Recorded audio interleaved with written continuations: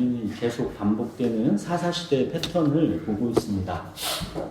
어떤 패턴이 계속 반복되고 있었죠? 세상이 좋아서 하나님을 버려. 그죠? 그 세상으로부터 오히려 고통을 당합니다. 또 고통 가운데 부르짖습니다. 하나님이 구원하십니다. 살만해지니까 또 하나님을 버리고 세상을 사랑합니다. 이 패턴이 계속 반복되고 있는 이야기가 사사기입니다. 그리고 이 패턴은 더 악화되는 쪽으로 흘러갑니다. 이 백성들의 수준이 점점 형편없어지는 쪽으로 계속 악화되는 것을 우리가 보게 되는 것입니다. 그러나 이 반역과 배신의 패턴에도 불구하고 이 백성을 끝까지 포기하지 못하시고 이들의 고통으로 인해 근심하시는 하나님을 우리가 사사기에서 보게 됩니다. 하나님의 언약적 사랑이 이 어두운 사사시대를 관통하여 흐르고 있는 것을 우리가 보게 되는 것입니다. 이 백성은 하나님을 떠나 돌아섰지만 하나님은 이 백성을 포기하지 못하십니다. 걸레 같은 그런 회개 같지도 않은 회개에도 불구하고 그들이 당하는 고통 때문에 다른 이유가 아닌 그 고통 때문에 하나님은 마음이 아프셔서 근심하시고 결국에는 이 백성을 구원해내시는 것입니다. 하나님의 이 언약적 사랑이 이 어두운 암흑시대, 사사시대를 관통하고 있습니다. 이것이 사사기입니다. 오늘은 이 사사기에 나오는 마지막 사사 삼손의 이야기를 함께 살펴보겠습니다. 우리가 삼손 이야기는 영화에서도 알고 많은 분들이 대부분 아는 내용이죠. 본문을 같이 읽겠습니다. 우리 사사기 13장 1절부터 5절을 같이 읽겠습니다. 한 절씩 번갈아 읽겠습니다. 이스라엘 자손이 다시 여호와의 목전에 악을 행하였으므로 여호와께서 그들을 40년 동안 블레셋 사람의 손에 넘겨주시니라. 수라바의 안시바의 가족 중에 마하바라는 환자가 있더라. 그의 아내가 임신하지 못함으로 출산하지 못하더니 여호와의 사자가 그 여인에게 나타나서 그에게 이르시되 보라 내가 본래 임신하지 못함으로 출산하지 못하였으나 이제 임신하여 아들을 낳으리니 그러므로 너는 산과 포도주와 독주를 마시지 말며 어떤 부정한 것도 먹지 말지니라. 보라 내가 임신하여 아들을 낳으리니 그의 머리 위에 삭도를 대지 말라. 이 아이는 태에서 나옴으로부터 하나님께 바쳐진 나실인이 됨이라. 그가 블레셋 사람의 손에서 이스라엘을 구원하기 시작하리라 하시니. 자, 마지막 삼손의 이야기도 똑같은 패턴의 반복이겠죠. 1절 보십시오. 이스라엘 자손이 다시 여호와의 목전에 악을 행하였으므로 여호와께서 그들을 40년 동안 블레셋 사람의 손에 넘겨주시니라. 살만해지니까 다시 하나님 앞에서 악을 행합니다. 그랬더니 하나님께서 이번에는 40년 동안 블레셋에 넘기십니다. 자, 40년입니다. 40년은 이스라엘에서 이 40이라는 숫자는 상징적인 의미가 있는 숫자입니다. 노아의 홍수 때 비가 내린 기간이 40일입니다. 모세가 광야에서 보낸 시간이 40일이었습니다. 40년이었습니다. 이스라엘 백성이 광야에서 떠돈 시간도 40년입니다. 다윗과 솔로몬의 왕위 기간도 40년입니다. 예수님의 광야 시험도 40일입니다. 이 40일이라는 이 40이라는 숫자는 완전히 채워졌다라는 그런 의미가 있는 숫자입니다. 그러니까 블레셋에게 40년 넘겨졌다라는 것은 반역과 배신이 최고 절정에 이르렀다라는 것을 말해주는 것입니다. 삼손의 등장 배경은 그러니까 그야말로 이 백성이 최고로 악하고 형편없는 그런 시대를 배경으로 한다라는 것입니다. 악을 행했고 하나님께서 압제자의 손에 이 백성을 파셨습니다. 그럼 그 다음은 패턴대로 하면 어떤 순서가 나와야 합니까? 그동안의 패턴대로라면 하나님께 고통으로 인해 부르짖는 순서가 나와야 되죠. 그런데 삼손 이야기에서는 이 백성이 고통으로 인해 하나님을 찾고 부르짖는 얘기가 없습니다. 고통 중에 있으면서 그것이 고통인 줄을 모르는 문둥병과 같습니다. 가장 절망적인 상태입니다.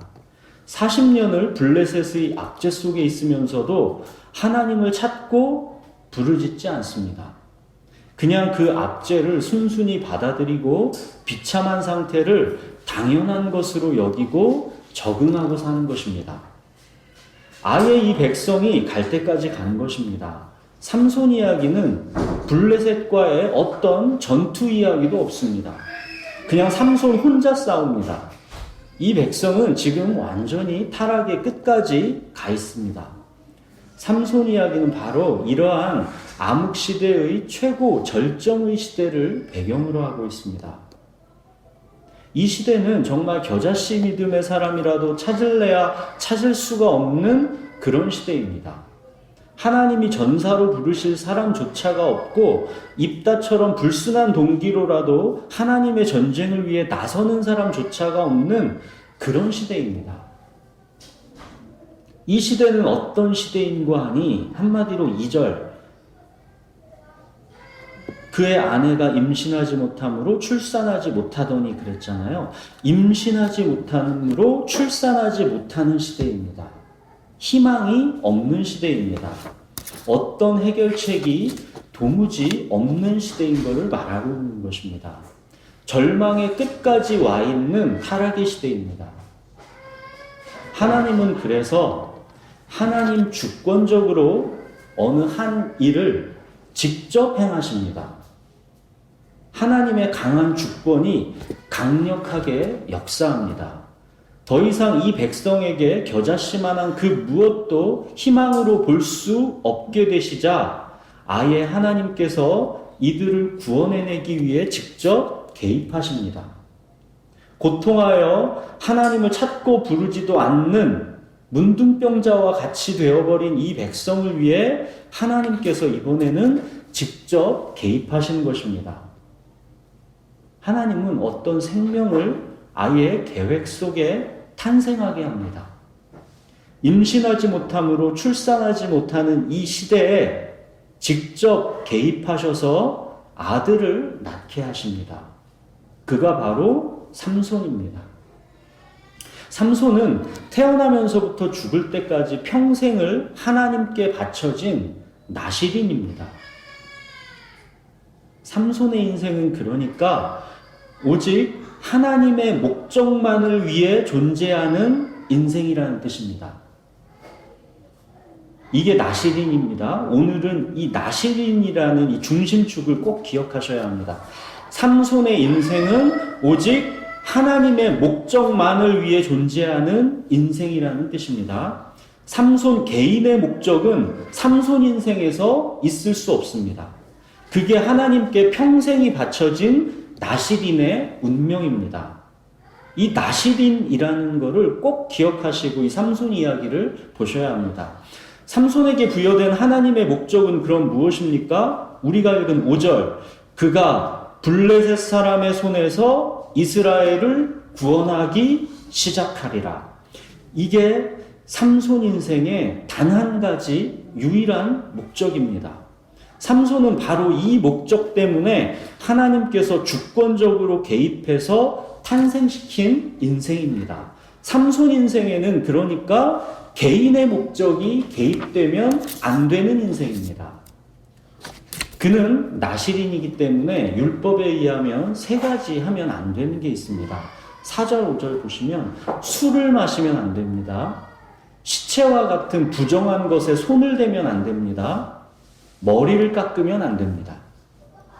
이런 정체성을 갖고 삼손은 태어나고 자랐습니다. 그런데 삼손, 이 사람은 정말 자유분방합니다. 어찌 보면 제멋대로입니다. 나실인으로서 율법에 의하면 하면 안 되는 것들을 아무렇지도 않게 해버립니다. 술도 마시고 싶은 대로 그냥 맘대로 마시고 죽은 사자의 시체에서 꿀도 퍼먹고 완전 제멋대로입니다.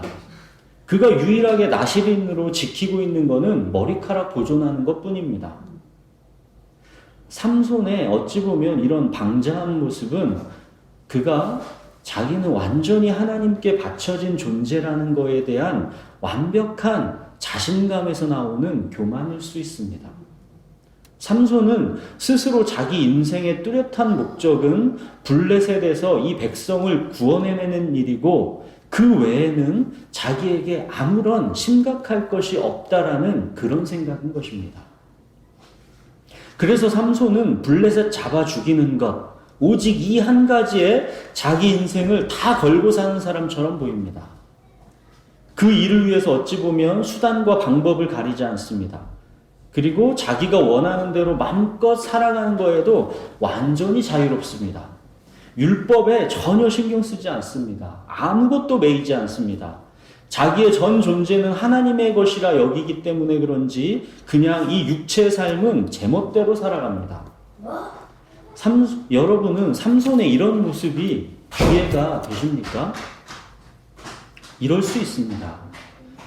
정말 중요한 어떤 거에 자기가 바쳐졌다라고 생각하면 그 외 다른 모든 거는 다 하찮아 보이는 것입니다.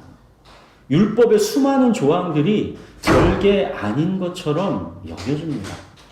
그냥 다 자유롭게 살아도 될 것처럼 그렇게 여겨지는 것입니다. 정말로 그럴 수가 있는 것입니다. 교만입니다.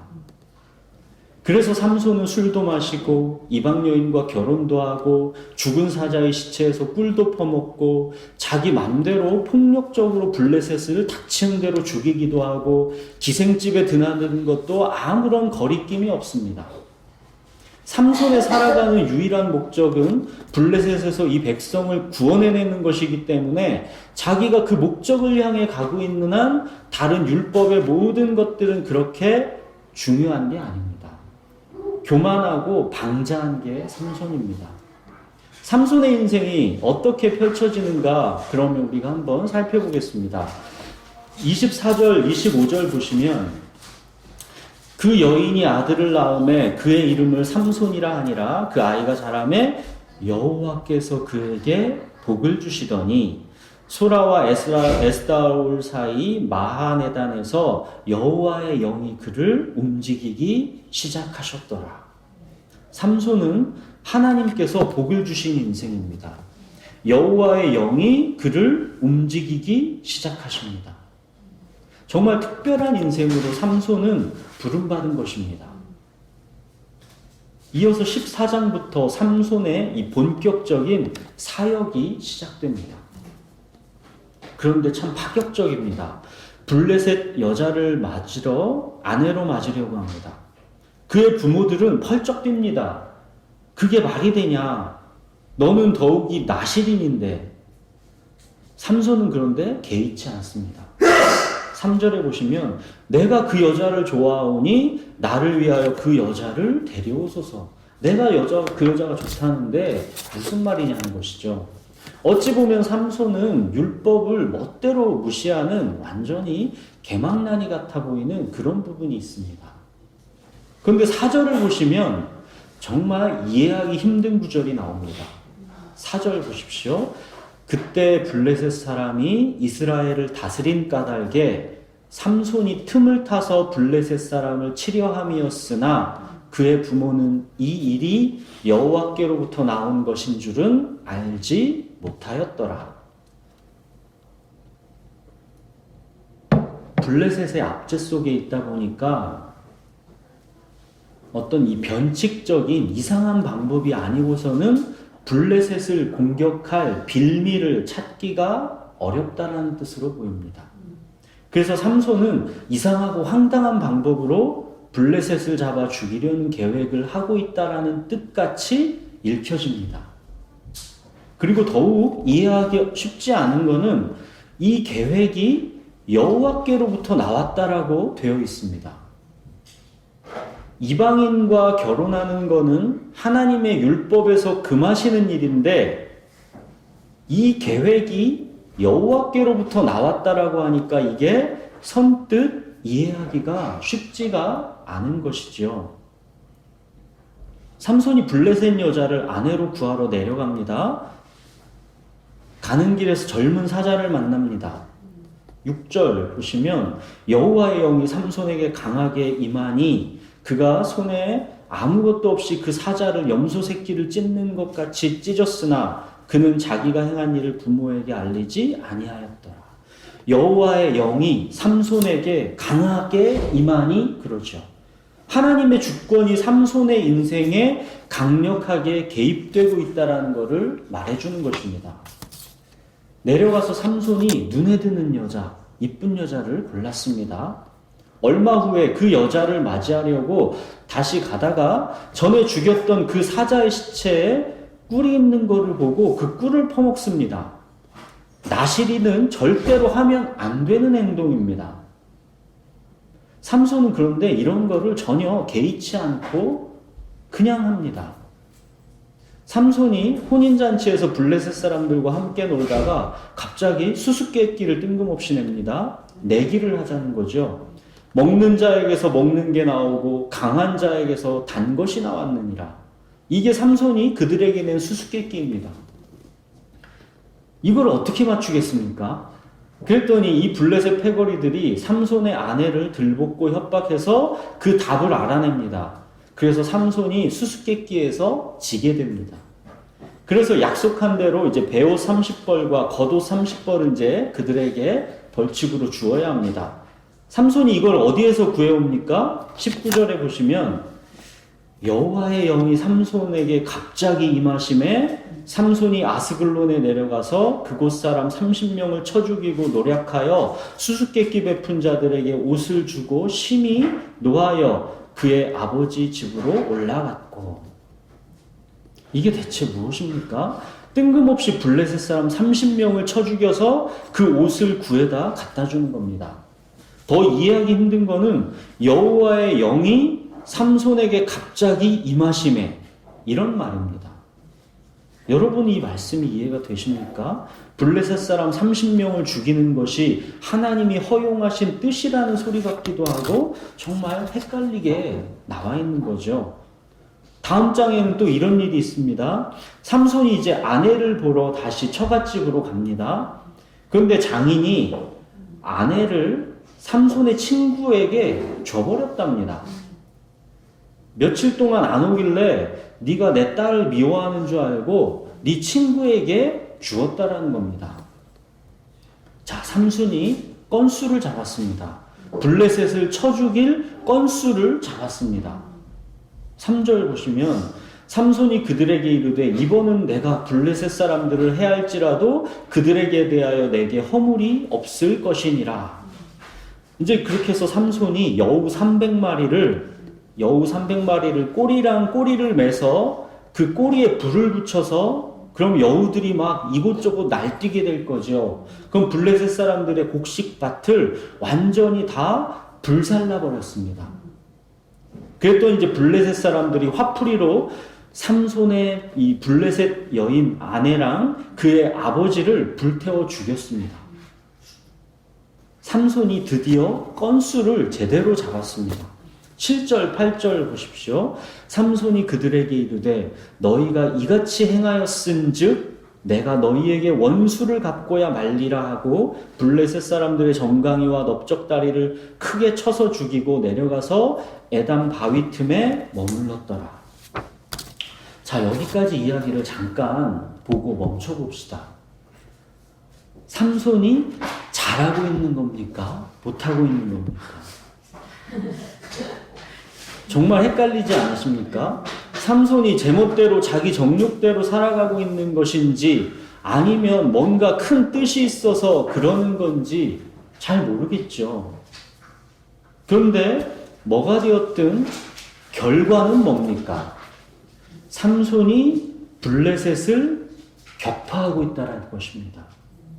삼손의 유일한 인생 목적, 하나님께서 삼손의 인생을 계획하고 부르신 유일한 목적, 그게 뭐라고 했습니까? 그가 블레셋에서 이스라엘을 구원하기 시작하리라. 삼손의 목적은 이것밖에 없습니다. 삼손이 살아가는 단 한 가지 유일한 목적은 블레셋에서 이스라엘 백성을 구원하는 것. 이거 말고 삼손에게 다른 목적은 없습니다. 동기가 어땠든 삼손의 행실과 성품이 어땠든 이상하게도 결과는 하나님의 목적이 삼손을 통해 성취되고 있는 것을 우리가 보고 있는 것입니다.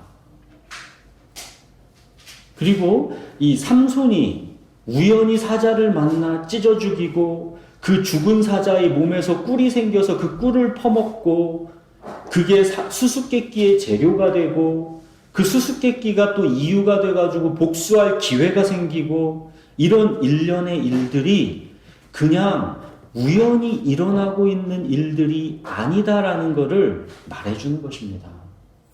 부르신 목적이 있는 사람의 인생은 그의 모든 게 합력해서 즉 하나님의 목적을 이루는데 쓰인다는 것입니다. 자, 이야기를 또 나가봅시다. 삼손에게 복수하려고 블레셋 사람들이 유다로 쳐들어왔습니다. 이 유다, 너희들은 건들지 않을 테니까 블레셋이 그러죠. 삼손만 내놔. 그랬던 유다 족속들이 어떻게 하는지 보십시오. 11절에 유다 사람 3,000명이 에담바위 틈에 내려가서 삼손에게 이르되 너는 블레셋 사람이 우리를 다스리는 줄을 알지 못하느냐? 네가 어찌하여 우리에게 이같이 행하였느냐 하니 삼손이 그들에게 이르되 그들이 내게 행한 대로 나도 그들에게 행하였노라 하니라. 3,000명, 유다 3,000명이 삼손 한 명에게 와서는 정말 끔찍한 말을 합니다. 너는 블레셋 사람이 우리를 다스리는 줄을 알지 못하느냐. 이 백성들은 지금 블레셋을 쳐 죽이는 삼손을 미워합니다. 그쵸? 블레셋을 쳐 죽이는 삼손을 미워합니다. 블레셋이 자기들을 괴롭히게 될까봐 그게 두려워서 삼손을 블레셋에 넘겨줘 버리죠. 얼마나 속 터지는 일입니까? 유다 백성들은 이방 여자랑 혼인하지 않았을지는 모릅니다. 삼손처럼 술 퍼마시면서 방탕하지 않았을지는 모릅니다. 삼손처럼 기생집에 드나들지 않았을지도 모릅니다. 그러나 그들은 가장 중요한 하나님의 백성으로서의 정체성을 잃어버렸습니다. 신앙의 자존심을 잃어버렸습니다. 가나안 12정탐꾼 중에 거인들을 보며 우리들은 그들 보기에 메뚜기다라고 했던 그 정탐꾼 10명과 같습니다. 하나님의 백성에게 있어서 정체성은 생명입니다. 어떻게 블레셋이 자기들을 다스린다라고 말할 수 있습니까? 물론 보이는 형태는 그렇죠. 지금 블레셋 치하 속에 있으니까. 그런데 그거는 진실이 아닙니다. 이스라엘 백성을 통치하시는 분은 하나님이십니다. 삼손은 그거를 알았죠. 삼손은 여호수아와 갈렙처럼 거인 블레셋을 보고서도 그들은 우리의 밥이다라는 믿음의 자존심이 있었습니다. 우리가 살고 있는 이 세상도 마찬가지입니다. 이 세상의 법칙이 우리를 주관하지 않습니다. 하나님이 우리를 통치하십니다. 그리스도인으로서의 정체성을 절대로 잃어버리시면 안 됩니다. 우리를 통치하는 분은 하나님이시지 이 세상의 삶의 방식, 이 세상의 법칙이 결코 아닙니다. 삼손은 이렇게 외롭게 혼자서 블레셋과 싸우고 있습니다. 삼손이 순순히 자기 동족인 유다 백성들에게 붙잡혀서 이제 블레셋에게 넘겨집니다. 삼손이 힘이 없어서 순순히 붙잡혔습니까? 아니죠. 삼손은 이 유다 백성 3,000명 싹 다 잡아서 죽일 수 있는 힘이 있는 사람입니다. 그런데 자기 동족 유다와는 싸우지 않습니다. 그들은 삼손이 싸울 대상이 아닙니다. 삼손은 자기가 누구와 싸워야 하는지를 분명히 알고 있는 사람입니다. 그렇게 단단히 결박되어 이제 블레셋에 팔아넘겨진 삼손, 그 다음 장면은 어떻게 됩니까? 이제 14절 보시면 여호와의 영이 삼손에게 갑자기 임하십니다. 결박을 다 끊어버리고 나귀 턱뼈로 블레셋 1000명을 죽였습니다. 삼손은 이런 식으로 혼자서 싸우면서 블레셋과 대항하며 20년을 사사로 지낸 것입니다. 이스라엘 백성 누구도 삼손의 외로운 전투에 동참한 사람은 없습니다. 자, 16장 이야기로 또 넘어가 보겠습니다. 삼손이 이번에는 기생집에 들어갑니다. 삼손은 아무튼 자기 멋대로입니다. 아무런 거칠 게 없습니다. 블레셋 사람들이 이번엔 삼손에게 복수할 찬스가 온 거죠. 매복했다가 이제 삼손을 이제 새벽에 잡아서 죽이려고 합니다. 근데 결과는 뭡니까? 3절 보시면 삼손이 밤중까지 누워있다가 그 밤중에 일어나 성 문짝들과 두 문설주와 문빗장을 빼어가지고 그거를 모두 어깨에 메고 헤브론 앞산 꼭대기로 가니라. 성문짝, 문설주, 문빗장 빼서 어디로 갔습니까? 헤브론. 그럼 헤브론이 어디입니까? 우리가 헤브론 많이 살펴봤죠. 아브라함, 야곱, 이삭이 묻혀있는 땅입니다. 갈렙이 이 산지를 내게 주소서 했던 바로 그 땅, 거기가 헤브론입니다. 이스라엘 백성들에게는 헤브론은 성지입니다. 삼손은 마음속에 이 블레셋을 다 때려 부수고 정복하고 싶은 것입니다. 하나님이 자기를 부르신 그 한 가지 목적만이 삼손에게는 살아가는 유일한 이유인 것입니다. 여기까지는 그렇습니다. 여기까지는. 자, 그런데 여기까지가 삼손의 전성기이고 여기까지는 제멋대로 하고 싶은 대로 사는 것 같은데 하나님의 부르심의 목적대로 뭐가 되었든 그 뜻이 다 완수되고 있는 것이죠. 근데 이제 삼손에게 실패가 찾아옵니다. 삼손이 드디어 자기의 마음을 빼앗깁니다. 삼손이 그동안 제멋대로 방탕하게 살기는 했지만 마음을 뺏긴 적은 없습니다. 자기 부르심의 목적을 잊은 적은 없습니다. 그런데 이번에는 자기의 정체성이 흔들립니다. 4절을 보시면 삼손이 들릴라라는 이 여인을 사랑했다라고 나옵니다. 삼손이 누군가를 처음으로 사랑하는 장면입니다. 이게 낭만으로 보일 수도 있지만 이거는 삼손이 오직 하나님의 부르심의 목적을 위해서 하나님께서 탄생시킨 이 나실인 특별한 인생이라는 걸 우리가 알기 때문에 이게 낭만이 아니라 삼손이 죄에 빠졌다라는 것을 우리가 아는 것입니다. 삼손은 개인의 목적이 절대 있어서는 안 되는 평생이 오직 한 가지 하나님의 그 부르심의 목적만이 그 인생에 있어야 하는 나실인입니다. 근데 그 나실인 삼손이 자기 욕망에 빠져 한 여인을 사랑한 것입니다. 삼손이 마음을 빼앗기고 자기의 정체성을 잃었다라는 것을 의미하는 것입니다. 이 부분은 삼손이 처음으로 유혹을 경험하는 순간이기 때문에 매우 중요한 포인트입니다. 이 앞부분에서는 삼손은 개인적인 욕망에 끌려다닌 적이 없습니다. 욕망이 표현된 적이 없습니다.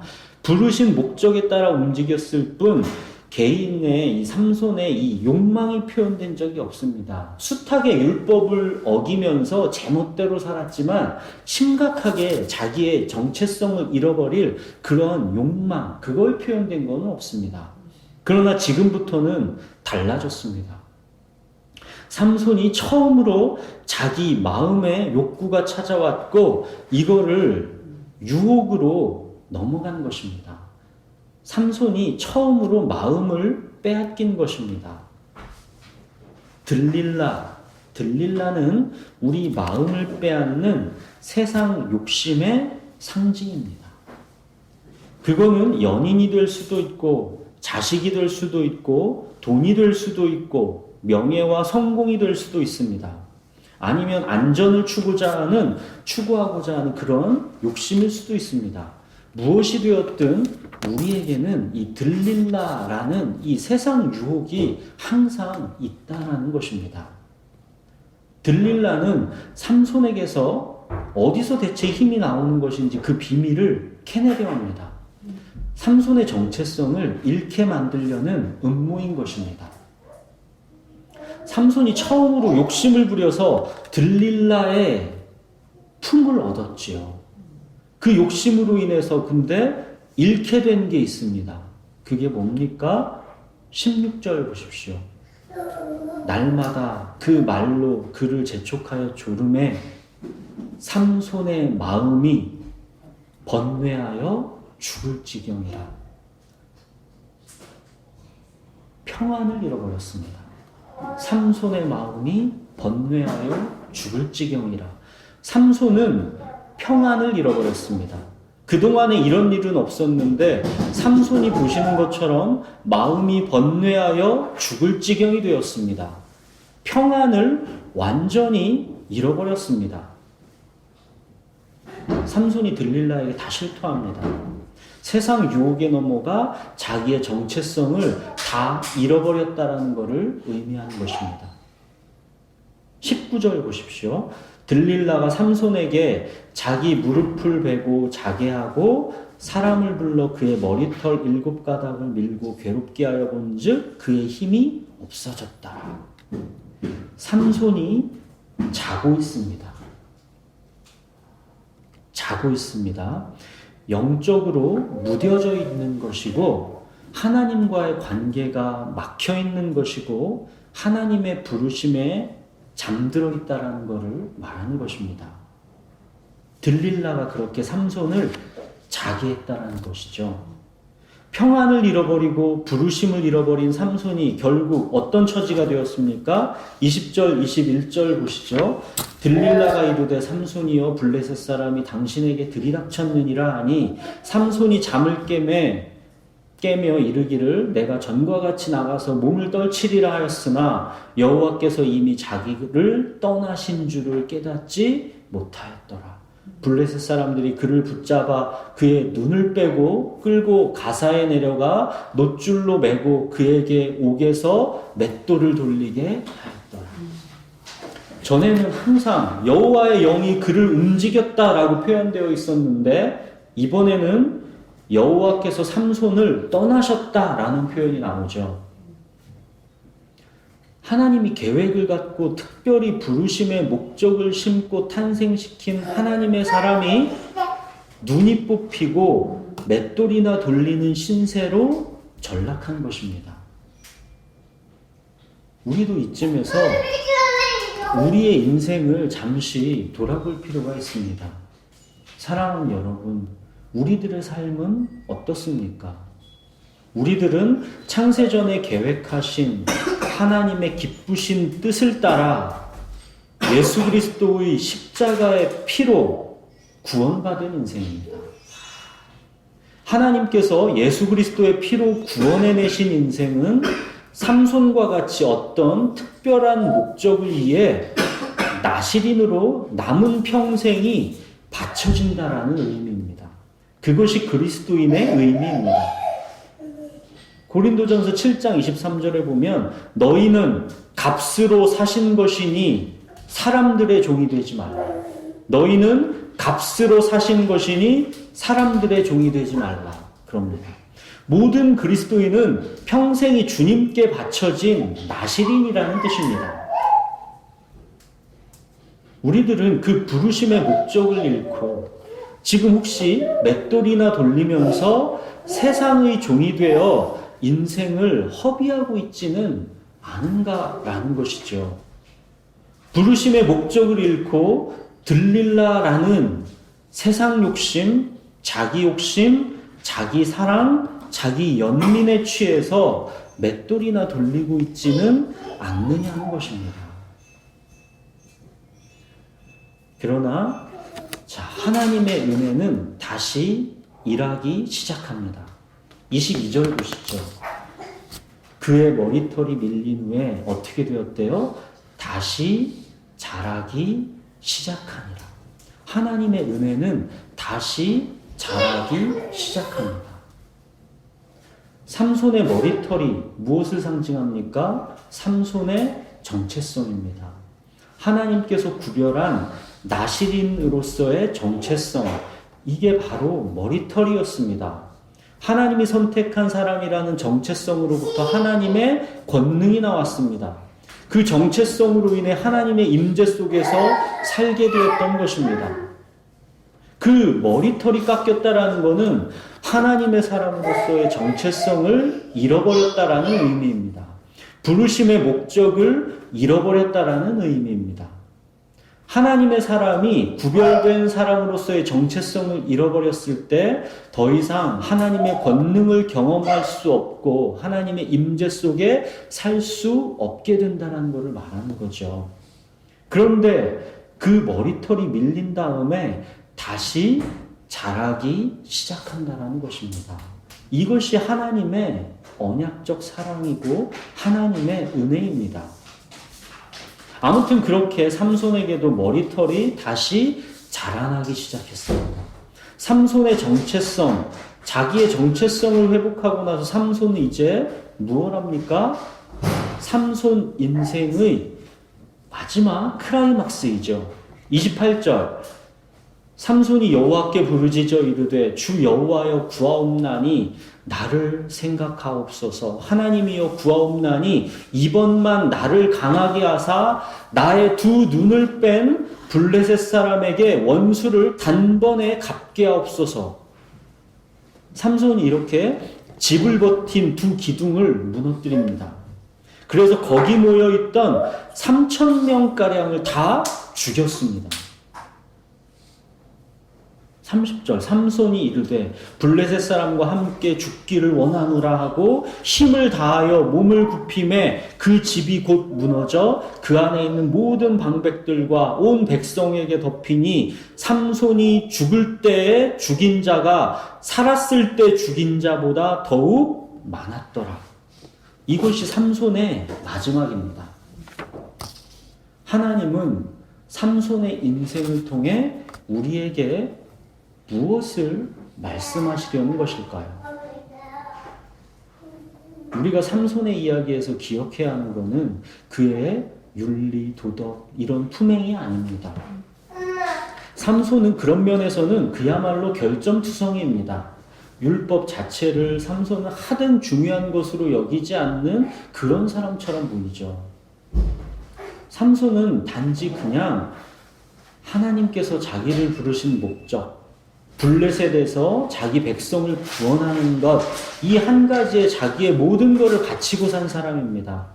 비록 그 방법이 완전 제멋대로이고 어떤 때는 그 방탕한 방법으로 인해 들릴라의 유혹이라는 치명적인 죄에 빠져서 큰 실패를 맛보기도 하지만 최종적인 그의 인생의 결과는 자기 백성을 블레셋의 손에서 구원했다는 것입니다.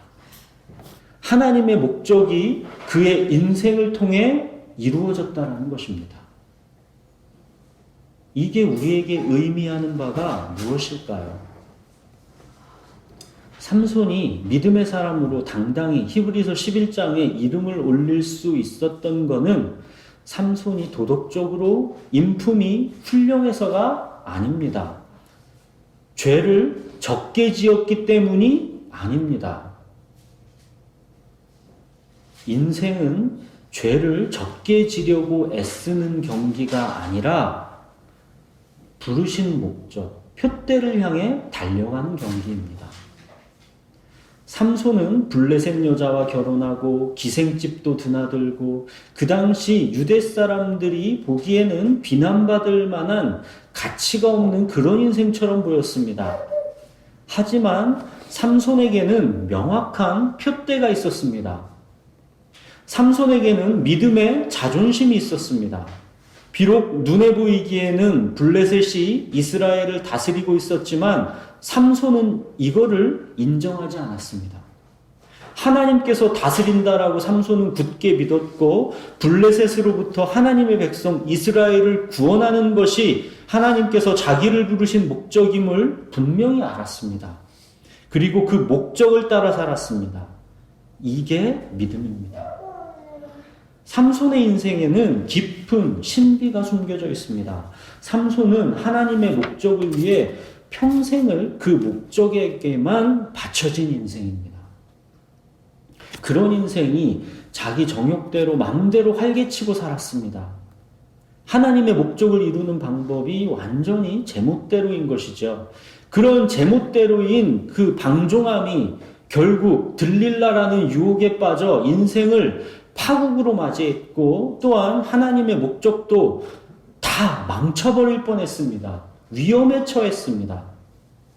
삼손이 자기 육체와 마음의 원대로 하면서 유혹에 넘어갔기 때문에 하나님의 목적이 큰 위험에 처해졌던 것이죠. 삼손이 만약에 나시린으로 경건한 삶을 살았더라면 이런 치명적인 위기, 하나님의 목적이 다 물거품이 될 뻔한 그런 위기는 오지 않았을 것입니다. 이건 삼손의 분명한 죄입니다. 그러나 우리는 아주 신비한 어떤 일을 여기에서 보게 됩니다. 뭐가 신비한지 이걸 한번 잘 보십시오. 삼손이 제멋대로 망쳐놨습니다. 이를. 삼손의 죄가 하나님의 목적을 망쳐놓을 뻔했습니다. 근데 하나님이 어떻게 이 일을 마무리하시는지 그거를 한번 보십시오. 삼손이 들릴라의 유혹에 빠져 자기 머리털을 밀리고 두 눈이 뽑힌 거는 삼손의 죄입니다. 이건 핑계치 못하는 삼손의 죄입니다. 하나님의 말씀을 따르지 않은 삼손의 방종의 결과입니다. 이건 삼손이 책임져야 하는 삼손의 죄입니다. 그런데 그 결과가 무엇을 만들어냈는가? 이걸 보십시오. 여기에서 우리는 신비를 경험하게 됩니다. 23절을 보십시오. 블레셋 사람의 방백들이 이르되 우리의 신이 우리 원수 삼손을 우리 손에 넘겨주었다 하고 다 모여 그들의 신 다곤에게 큰 제사를 드리고 즐거워하고. 보십시오. 거기에 죽은 3,000명이 그냥 블레셋 아무나 3,000명이 아닙니다. 삼손이 머리털이 다 밀리고 두 눈이 다 뽑힌 결과 방백들, 이 방백은 리더를 말하는 거예요. 블레셋 리더들이 삼손이 망가진 그 꼴을 보려고 다 모였습니다. 삼손 때문에 지금 블레셋 리더들이 다 모인 겁니다. 블레셋 리더들이 다 모인 그 축제가 삼손 때문에 열린 것입니다. 우리나라 일제 치하에서 만약에 일본 황제랑 일본의 그런 리더들이 다 모인 그런 한 자리가 있다고 생각해 보십시오. 거기에 도시락 폭탄 던질 기회가 주어졌다라고 생각해 보십시오. 이런 절체절명의 기회가 또 어디 있겠습니까? 삼손이 들릴라의 유혹에 빠져 자기 인생을 망친 결과 두 눈이 다 뽑혀 그들의 조롱거리가 된 결과 이런 절체절명의 기회가 만들어진 것입니다.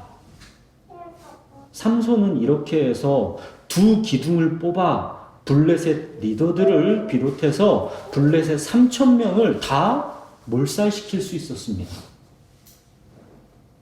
아이러니하게도 삼손은 제멋대로 산 것 같은데 하나님께서 삼손을 탄생시킨 목적이 정확하게 성취되었습니다. 삼손이 태어난 목적이 뭐라 했습니까? 그가 블레셋 사람의 손에서 이스라엘을 구원하기 시작하리라. 이게 삼손이 태중에 있을 때부터 하나님께서 정해놓으신 나시린 삼손 인생의 유일한 목적입니다. 삼손의 인생의 평가는 이거 한 가지입니다. 그 인생이 블레셋 손에서 이스라엘을 구원했냐 마냐, 그 인생은 이 부르심의 목적에 대한 그 결과로 평가되는 것입니다. 삼손은 이렇게 장렬하게 전사했습니다. 삼손은 제멋대로 인생을 망친 것 같지만 아이러니하게 삼손이 망친 삼손의 인생을 하나님은 기회로 만들어서 이 백성을 구원해내셨습니다. 하나님은 삼손의 죽음을 통해서 보십시오. 삼손을 블레셋에 내어준 이스라엘 백성, 삼손을 비겁하게 블레셋에 내어준 이스라엘 백성을 거꾸로 삼손의 죽음을 통해서 그들을 블레셋으로부터 구원해내셨습니다. 하나님의 구원은 정말 신비하기 그지없습니다. 어찌 보면 삼손은 자기 소견에 옳은 대로 행했죠. 들릴라를 사랑했습니다. 그러면 안 됐습니다. 그래도 된다고 여겼습니다. 자신 있었습니다. 그 결과 두 눈이 뽑혔습니다. 맷돌이나 돌리는 신세가 되었습니다. 그러나 하나님의 주권은 하나님의 구원을 결과적으로 이루어냈습니다. 삼손이 들릴라를 사랑한 것은 하나님의 뜻이 아닙니다.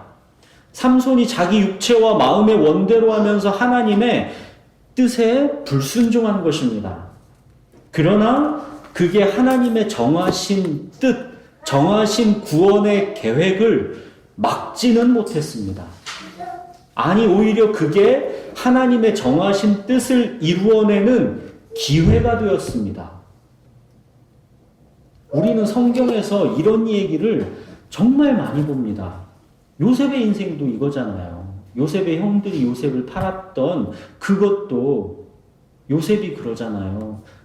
두려워하지 마십시오, 형님들. 내가 하나님을 대신하겠습니까? 하나님의 계획은 이거 아니었습니까? 당신들은 나를 해하려 하였으나 하나님은 그것을 선으로 바꾸사 오늘과 같이 많은 백성의 생명을 구원하게 하시려 하신 거 아닙니까? 당신들이 나를 팔아서 그 고통 가운데 나를 넣었지만 하나님은 그걸 통해서 바로 당신 이 생명, 이 백성의 생명을 구원하려 하신 거 아닙니까? 요셉은 하나님의 계획을 보고 있는 거죠. 예수님의 십자가도 이 이야기죠. 사도행전에서도 그가 하나님께서 정하신 뜻과 미리 아신 대로 내준 바 되었거늘 너희가 법 없는 자들의 손을 빌려 다 못 박아 죽였으나 너네가 법 없는 자들의 손으로 무지막지하게 예수님을 그렇게 막 못 박아 죽인 것 같지만 그게 아니라는 거죠. 하나님의 정하신 뜻과 미리 아신 대로 내준 바 되었을 뿐이다라는 거잖아요. 로마서 8장 28절 우리가 알거니와 하나님을 사랑하는 자 곧 그의 뜻대로 부르심을 입은 자들에게는 모든 것이 합력하여 선을 이루느니라. 우리는 삼손의 인생에서 인간의 계획과 인간의 책임 그리고 그걸 재료로 당신의 일을 이루어 가시는 하나님의 주권과 섭리의 세계 이게 서로 어떻게 연결돼서 돌아가는지를 들여다보게 되는 것입니다. 하나님이 모든 것이 합력하여 선을 이루어내시니까 우리는 그럼 삼손처럼 막 살아도 된다라는 얘기를 하는 건 아니죠. 죄에 대한 대가 지불은 고스란히 인간의 책임입니다. 삼손은 그 죄에 대한 대가로 두 눈이 뽑혔고 조롱거리가 돼서 맷돌이나 돌리는 신세가 되었다가 최후를 맞이했죠. 비록 하나님의 주권과 섭리로 그 인생이 쓰임받았지만 개인적인 인생으로는 참 고통스러운 결과를 맛본 것입니다. 이게 죄에 대한 대가 지불입니다. 우리들이 잘 아는 다윗도 마찬가지 아닙니까?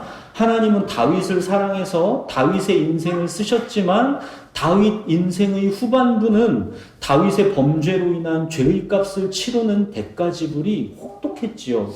죄에 대한 대가 지불은 고스란히 인간의 책임입니다. 그거는 분명합니다. 그러나 모든 것이 합력하여 선을 이루게 하시는 하나님의 주권과 섭리가 있다라는 것입니다. 이것이 하나님의 언약적 사랑이요 은혜입니다. 사랑하는 여러분, 그렇다면 하나님의 주권과 섭리 아래 있는 우리 그리스도인들은 어떻게 살아야 하겠습니까? 모든 것이 합력하여 선을 이루게 하시는 하나님의 은혜 아래 있는 우리의 삶은 그렇다면 어떠해야 하겠습니까? 우리는 거꾸로 삼손의 인생에서 반면교사를 삼아야 합니다. 우리가 배울 교훈을 거기에서 찾아야 합니다. 부르심의 목적이 뚜렷한 사람은 자기의 욕망을 통제하는 법을 배워야 합니다. 자유를 남용하면 안 됩니다. 오히려 종노릇하기를 힘써야 합니다. 율법을 저급한 것으로 여기는 위험성을 경계해야 합니다. 그토록 자신감 충만했던 삼손을 무너뜨린 공격은 다른 게 아닙니다. 정욕의 힘이고 율법을 무시했던 교만입니다. 나는 주님의 것, 목숨도 드립니다. 그래서 거꾸로 맘대로 삽니다. 목숨도 드릴 수 있으니까 맘대로 삽니다.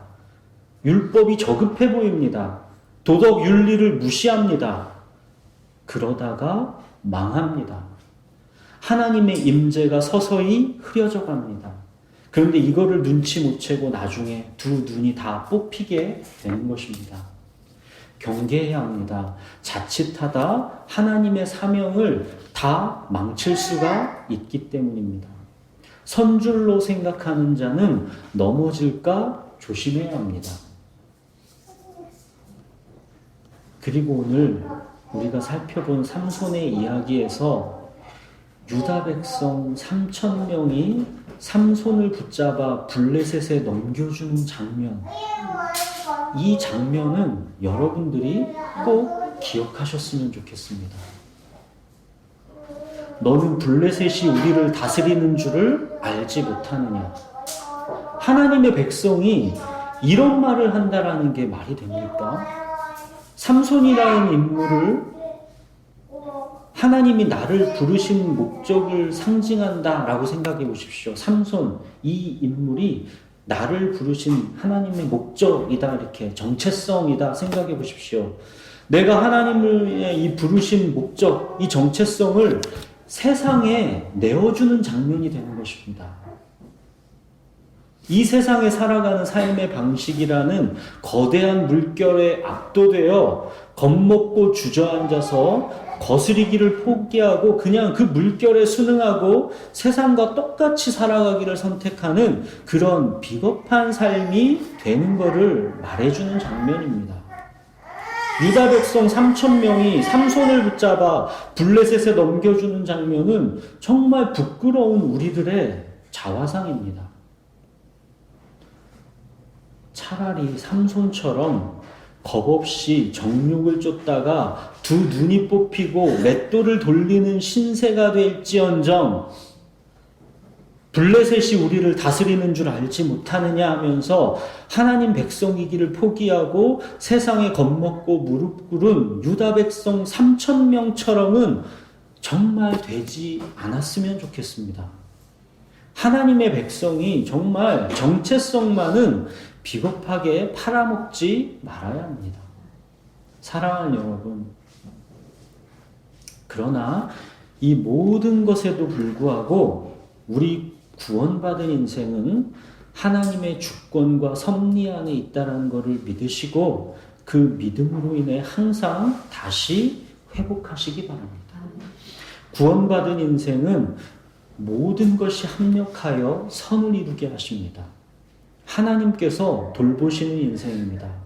유다 백성 3,000명의 실패, 이런 비겁한 죄의 절망에서 우리를 건져내시고 최후 승리를 확정해 주신 사건, 이게 바로 예수 그리스도의 십자가 구속입니다. 이게 복음입니다. 삼손 이야기에는 복음의 그림자가 숨겨져 있습니다. 어떻게 숨겨져 있나 보십시오. 하나님께서 블레셋에게서 이 백성을 구원해내기 위해서 그 문둥병자와 같은 이 백성을 구원해내기 위해서 삼손을 특별한 목적을 부여하여 이 땅에 태어나게 하셨습니다. 삼손 인생의 목적은 단 하나, 블레셋에게서 이 백성을 구원하는 것입니다. 누구 한 인물이 떠오르죠. 이 백성은 그러나 블레셋에게 겁먹어서 삼손을 블레셋에게 팔아넘겼습니다. 누구 얘기랑 비슷하죠. 하나님은 삼손의 마지막 순교를 통해 오히려 이 백성을 블레셋에게서 구원해내셨습니다. 예수 그리스도의 인생이랑 닮아있죠. 삼손은 불완전한 죄인으로 하나님께 쓰임받았죠. 삼손은 죄인이었습니다. 불완전한 죄인으로 그렇게 하나님께 쓰임받았습니다. 그러나 우리의 구주 예수 그리스도는 완전한 하나님의 어린 양으로 하나님의 목적을 위해 쓰임받으셨습니다. 삼손의 이야기는 예수 그리스도의 십자가 복음의 모형이 되는 것입니다. 구약은 이렇게 오직 한 분 예수 그리스도를 기다리고 있는 것입니다. 사랑하는 여러분, 우리는 바로 그 예수 그리스도의 십자가 복음을 가진 자입니다.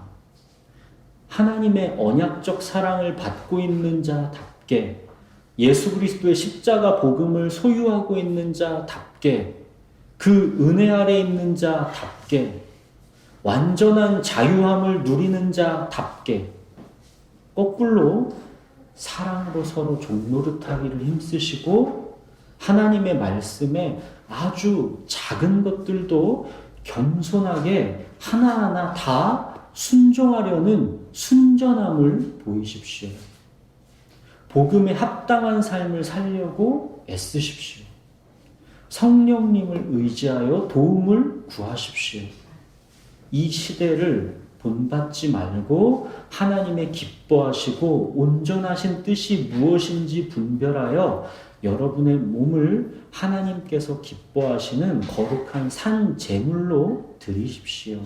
이게 나시린입니다. 그것이 하나님의 언약적 사랑, 예수 그리스도의 십자가 복음에 합당한 우리의 응답이 되는 것입니다. 우리 같이 기도하겠습니다.